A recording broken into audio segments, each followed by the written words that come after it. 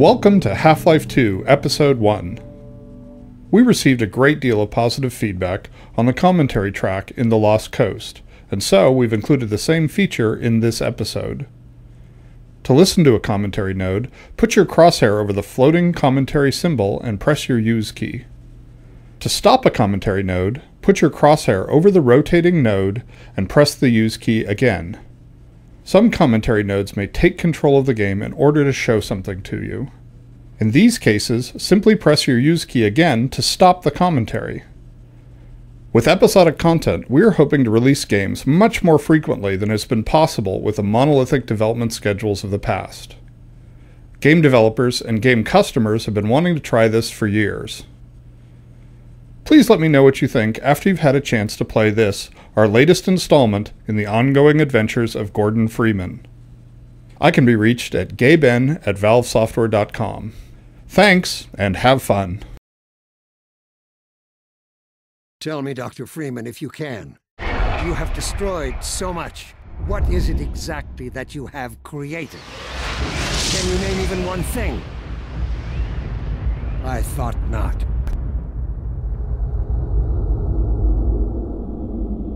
We used an upgrade of the refract shader from Half-Life 2 to make the Vortigaunts warp into the intro. The major difference is that this time we are only refracting pixels that come from the Vortigaunts themselves. We placed a large sheet of refractive geometry in front of each Vortigaunt to achieve this effect. This intro sequence establishes some important initial pieces of Episode 1's story and setting. Our earlier versions of the intro sequence were heavy on graphic effects and relatively light on storytelling. When we showed those early versions to playtesters, they thought it was cool, but rarely had any idea what was supposed to be happening. We went through several iterations, each time simplifying the editing and tightening up the effects. We eventually arrived at a good middle ground between the sort of psychedelic look we were shooting for and basic comprehension of what was actually taking place. We'll see about that.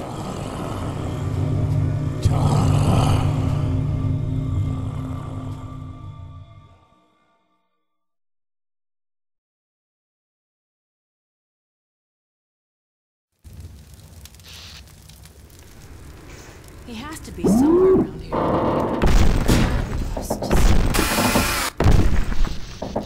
Anything there, dog?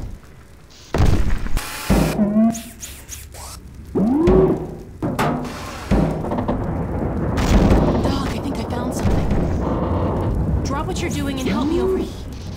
Oh my God! Gordon! I was so worried. Hey, the gravity gun. Give it to him, dog.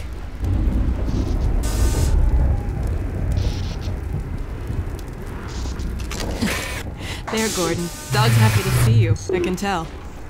Okay, dog. Go get the monitor set up so we can check in with my dad. He must be worried sick about us. He was so sure I wouldn't find you here.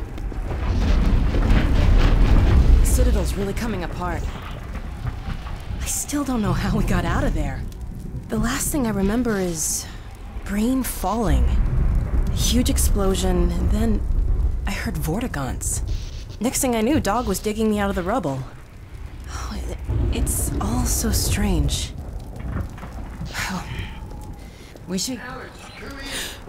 It's my dad! We've been trying to reach him for hours. Wait till he hears that we found you! Come in!